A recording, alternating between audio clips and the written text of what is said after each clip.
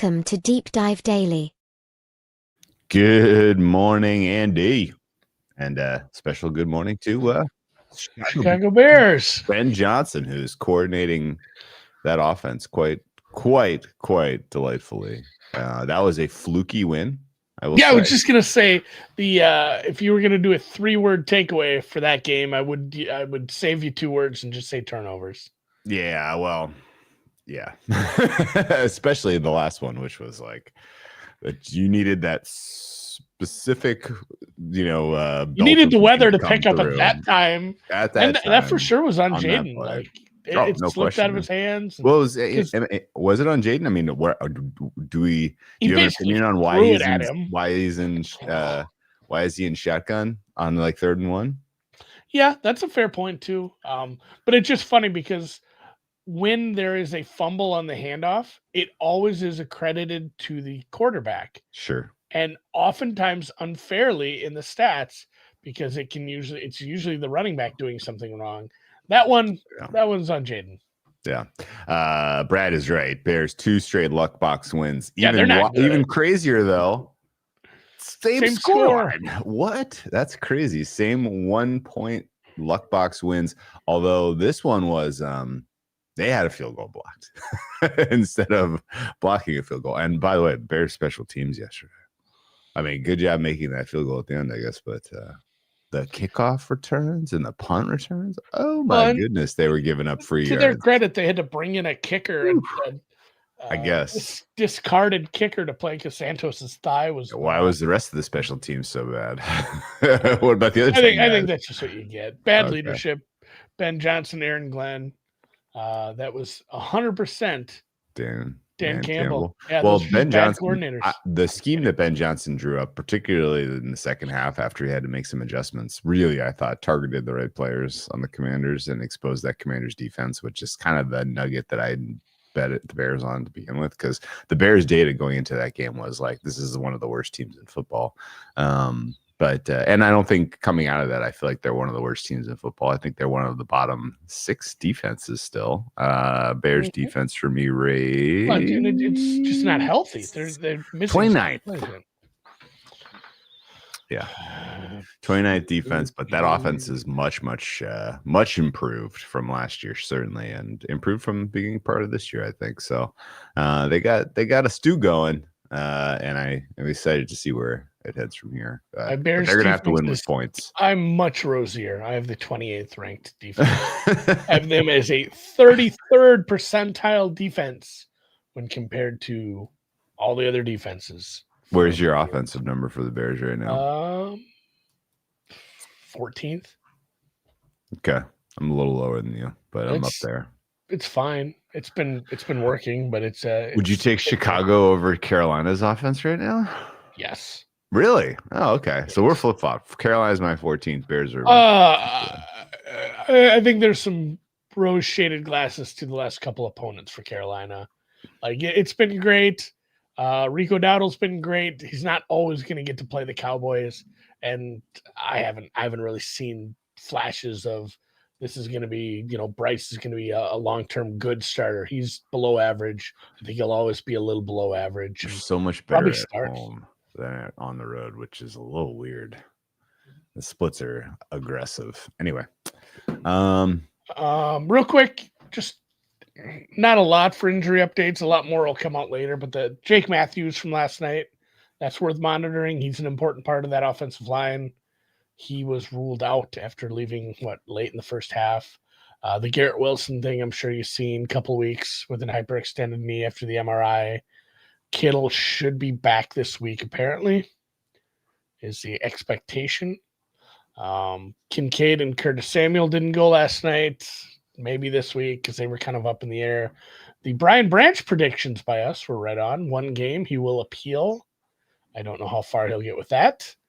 The interim head coach is probably the worst choice they could have possibly made in Mike McCoy. Do they have a good choice? Waterboy. He's at least called an NFL game before. I know, but he was so bad. I have no fond memories of him in charge. As long as they were going to stay with somebody already on the staff, I don't know. John Fossil, special teams coordinator. He is beloved and he's a good coach, and he should probably get a shake at the actual head coach. Do you really want to take him away from that job though? Because he's doing an okay job. If our special teams fails, this whole thing could come crashing down this year. No, I would have honestly gone with Fossil. So I'm not sure they get an actual dead cat bounce. Vikes, both quarterbacks participated, but the verbiage that KOC used around Mr. JJ felt like it's going to be wins. He's like, it's good for him to ramp up and build this foundation to get back. It doesn't seem like he's quite ready. Blake Cashman's 21-day window. You got your conspiracy hat on there at all? No, I think they're just taking it slow because what happened last year. This isn't a soft benching. I think he got hurt last year, and the disaster struck. They had to start Darnold and won 14 games. The Gesicki's out for a while for the Bengals. That's been updated since Sunday too. That pec injury was worse than originally thought. And then Godwin and Bucky are both already ruled out for the Tampa Bay Lions game coming up. Tampa Bay also, the scuttlebutt on Egbuka is bad. Yeah. Oh yeah. I've already. I mean, I think maybe we didn't say it on weeks there. Yeah, I'm week 10 or 11 for him. I think that's what because they have 2 weeks and then a bye. 4 week I think thing. Best case is coming back after the bye. So 3 or 4 weeks, but only 2 games. A grade 2 hammy can be as quick as 3 and as long as 8. And the scuttlebutt is it's a grade 2, borderline grade 3. Yeah. So I'm guessing that means more like 6 to 8, but that's just total speculation. You didn't mention in the Bills they elected not to play Matt Milano yesterday, which was kind of surprising because it seemed like he was trending in. I don't know what's going on with him. He might just be done. I'm guessing he'll probably come back after the bye, but God damn it, that Bills defense was so fucking soft. Especially at the safety and linebacking positions. I don't know how they fix that. Bernard and who's the other guy? Benford both got injured last night. Did either of those guys come back? I turned the game off at some point and was focused entirely on Bears, so I didn't see. Kind of. Bernard and Benford both matter. If those guys, I would track both of those. We'll see. We have time. They don't play this week. Okay. Brad's got some good scoop on the Benford returned. Bernard was questionable mid-game. Yeah, Brad is saying Jerry Jones saying CeeDee Lamb will be back as well as Booker and Turpin. Yeah. People are wondering if the Bills defense they honestly did miss DeMar. Is he viable for comeback player of the year? So DeMar isn't great, but he was better than what they rolled out for safety last night. He's serviceable at times, guys. Yeah, I think that's a good whip around. Before we get to on the Callahan firing real quick. Did you see the scuttlebutt about this being related to the fact that Vrabel's coming to town this week? That was the time. Yeah, I seen the Reddit stuff that was supposedly that sounds plausible. It does kind of like Mrs. Strunk probably is feeling that way about Vrabel coming to town. We're not going to, and they're still going to lose. There's no happy ending here for her as she just continues to fire person after person. And then obviously this was a correct firing though. Bill Callahan also left the team. I would have loved to be there for that conversation when he walks in. He probably walks in and was like, I mean, and then the other hand, they're like, yeah, all right. I'll grab my last paycheck on the way out.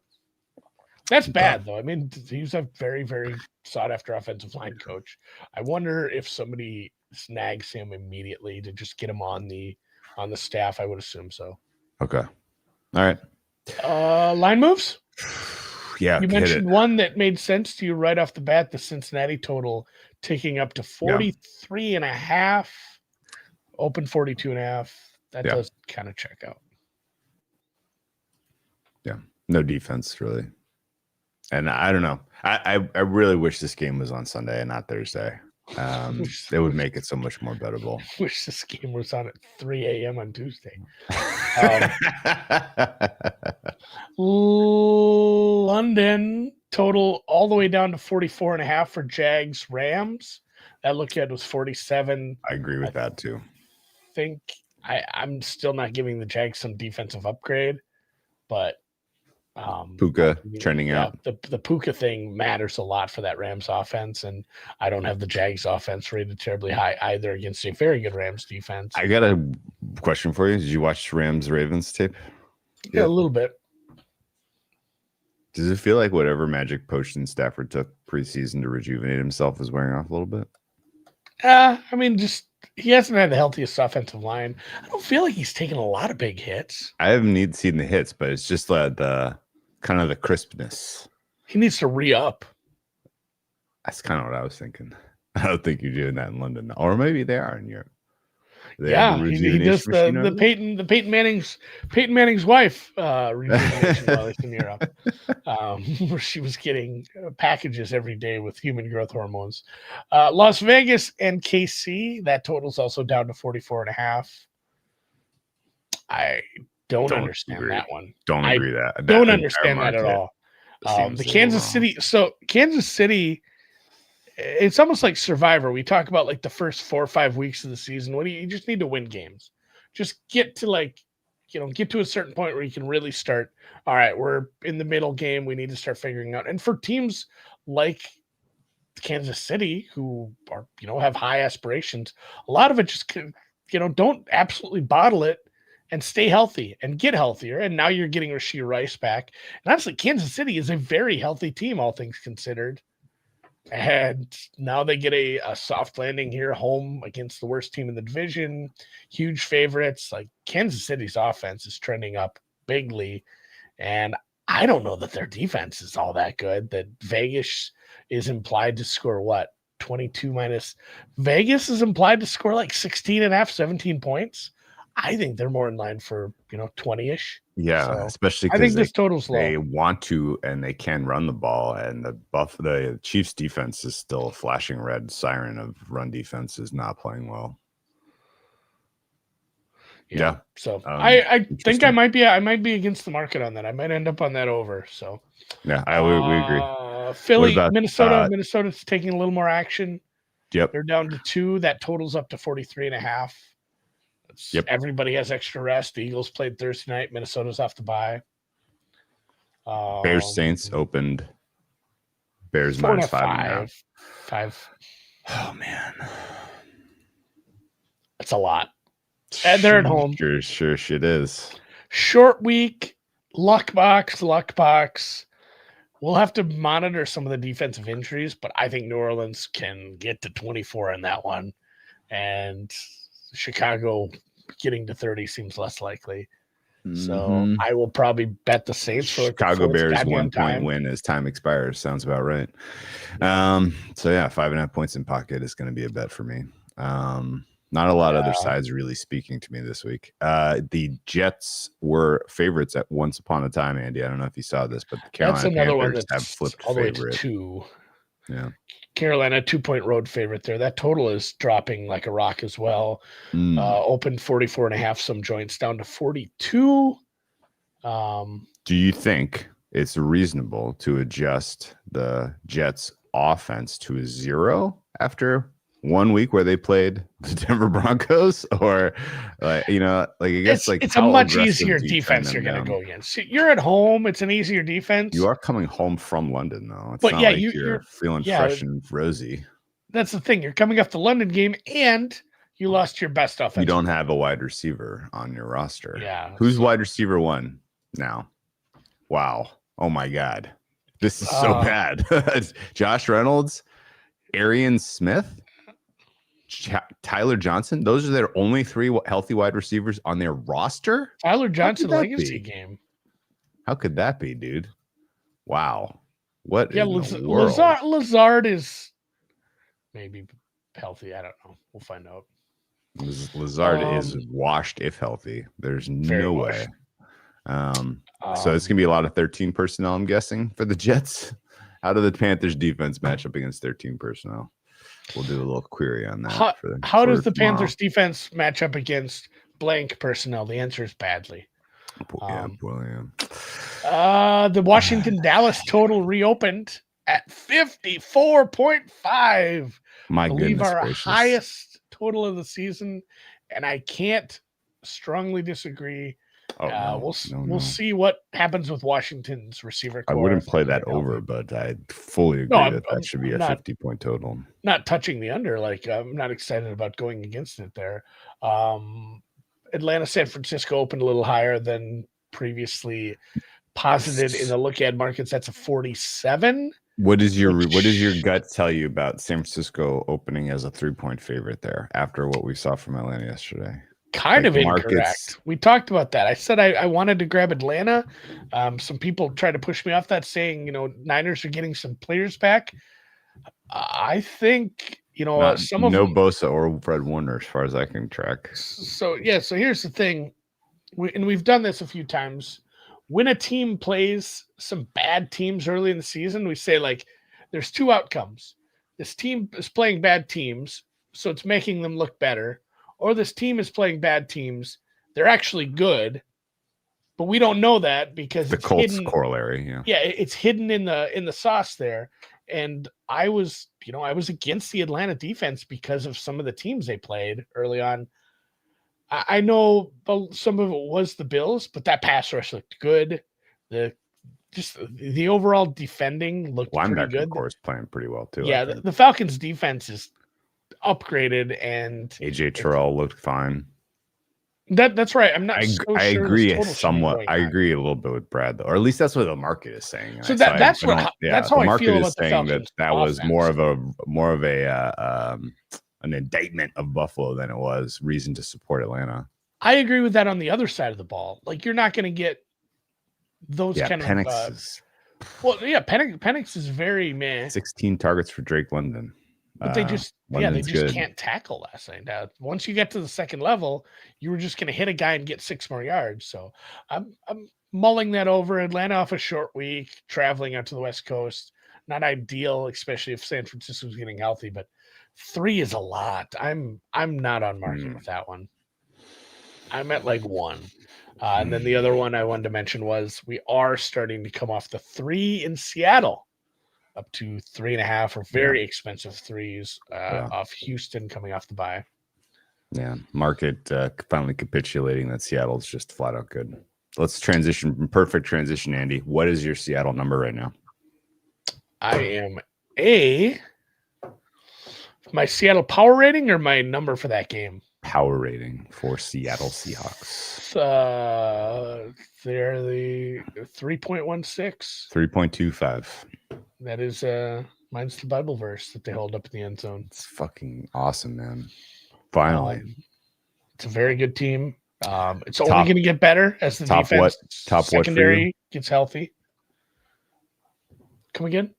Top what's what is 3.16 you said? Yes, that is my 7th best team. 7th. Okay, 9th best offense, 8th best defense. That defensive number is going to go back into the top 5 when the secondary gets healthy. I have 5th best defense, 10th best offense right now. JSN is the best receiver right now because, the 2 really good receivers don't have quarterbacks. And Puka's hurt. And JSN had a case to be made to be the best receiver anyway, the way he's playing right now. So I like that they've moved away from Kenneth Walker a little, as he's not your best option back there. It feels like some smart people are in the room, and it's a good team. They should win this division. I agree with that. Especially now that Niners don't have Fred Warner. The Niners defense, there's a world where we wake up on Monday and the big conversation is, wow, Fred Warner mattered more than any of us realized. that is on my radar. I cannot understate how well he's been playing this year, and I know that they have a full week to prepare and get a new guy with the up to speed with the green dot. But I don't know. I don't think he just matters in all phases. Like, he's important no matter what's going on. Yep. All right. I give him more credit for the Niners' resurgence this year than I give Saleh, certainly. And now he's gone. So Any big swings in your power ratings? Yeah, let me see here. My biggest downgrade was I'd given him a bump for getting rid of Browning, and I went right back down for the Bengals. Biggest pluses for me. Let's see here. My biggest plus is in the AFC North. Is it the Baltimore Ravens? It is not. It should be, because Lamar Jackson's coming back after the bye. It will be, but not for this week because it doesn't matter. My biggest plus, this is not even a joke, is Tennessee. I think ultimately their intangibles has to go up, even though it's Mike McCoy. Yeah. Brian Callahan didn't know the rules of football from all the reports. I think that's I upgraded him about a half point. That's plenty. Chiefs get a decent upgrade for me because Rashee Rice is back. New England gets a little bit of a bump for me, but I'm still very much on the slow side of the market upgrading. Where are you at for a total number on them? Because I did give them an upgrade. I'm at about a plus one. Plus 1.02 for me. Okay, 1.13. Excuse me, 1.13. Here, you want to know something fun though? I'm glad you brought up New England. You ready? Yes. I have them as a +1, which is good enough for 12th in the NFL. Yeah. I'm projecting them to win 10.8 games right now, which is super high. Part of that is because they banked 4 wins, but more of that is all of a sudden their schedule is one of the weakest in all of the NFL remaining. Yeah. I don't know what I mean. We talked about their schedule being somewhat bullshit, but this is kind of crazy. Their future strength of schedule is the weakest now. It is period. It is. I'm looking at my numbers. This is not a mistake, I don't think. I have them playing the weakest schedule remaining, and it's actually by margin the weakest schedule remaining. So the Patriots are probably going to the playoffs as long as Drake May is healthy, which means Mike Vrabel is very live for Coach of the Year, even if Shane Steichen continues to actually be the best Coach of the Year. What do you think? Yeah. Patriots, I'm projecting for 10.8 wins. Buffalo Bills, I'm only projecting for wait for it. I forgot to put the result of yesterday in 11.2. So there's just a 0.4 win margin between those two teams right now, even though the power rating is pretty meaningful difference. A tough one, and I wanted to discuss it, is a Tampa Bay number. Tampa Bay is very good. Baker Mayfield is making it happen. Defense a little banged up. Offensive line continues to be hurt. Doesn't seem to matter how many all-pro receivers you keep losing. I don't know what to do with this number at this point because they have their 4 best skill position players outside of Baker will be missing this week. They're still down multiple offensive linemen. And I don't know. It's still like a team I'm terrified to go against.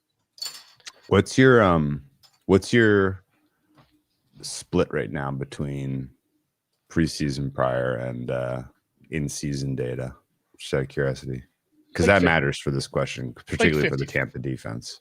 Like 50-50 on average, but as we mentioned in the past, it's not the same for every team. Like Baltimore's is, way off, and obviously Indy's as well. But for the Tampa Bay, it's pretty standard 50-50 using last year's defensive numbers too. Okay, so Tampa is getting penalized a little bit by my defensive number because I'm stripping out turnovers.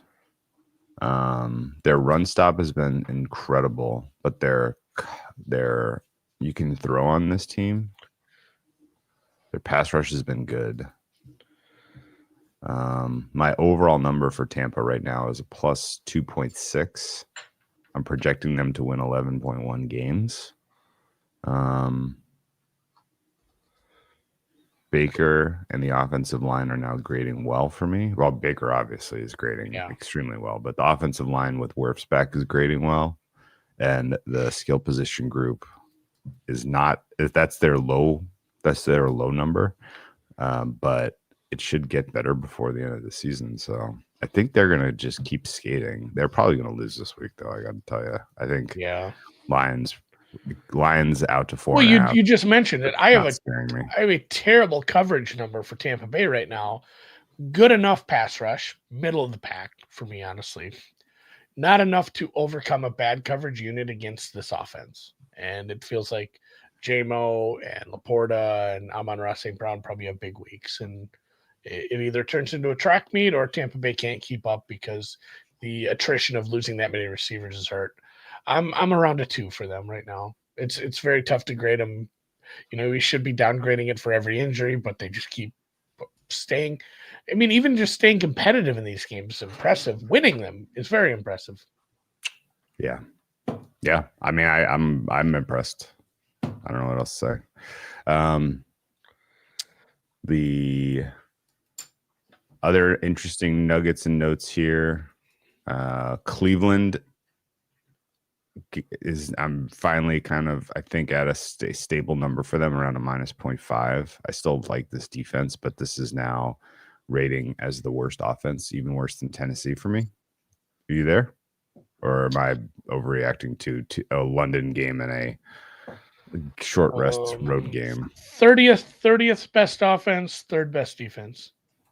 Wow, third best defense. Holy shit. I'm like 10. I have an incredible run stop number for them right now too. My run stop number is not as good. Anyway, above average for pass rush. It's good, but it's not like it's not.